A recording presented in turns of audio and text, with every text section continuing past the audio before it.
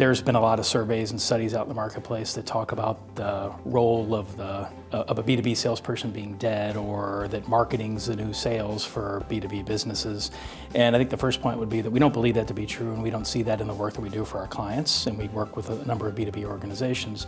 I think what's really driving that is that the buying process is changing. So what consumers and business people are learning from their personal lives and the way in which they buy in a B2C sense, they carry that into the B2B interaction. So they want to be able to get information in a digital fashion and a bit more directly, and therefore it seems that the role of a professional salesperson in the room with you seems to diminish to a degree.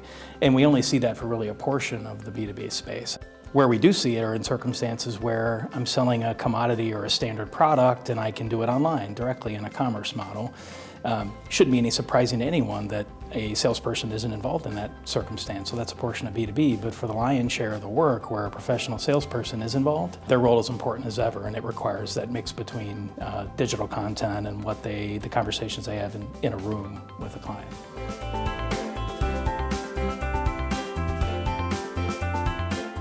So what gets in the way for these B2B organizations that have those complex circumstances?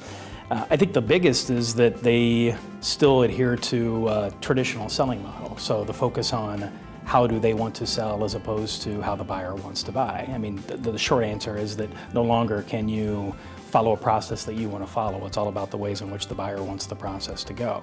You know, you hear me saying that sounds really simple, right, to be able to say. The point is that it's actually pretty hard to put in practice. So until you start to map out what that buying process looks like and think about the ways in which marketing and sales professionals work together to be able to meet the buyer the way they want to be met and dealt with, that's where the real complexity comes into play. And that's what we do at Baker Tilly, is to work with our clients to help them along that process of creating the strategy and those supporting solutions so that you can adhere to the process the buyer wants. So do what you say, if you will.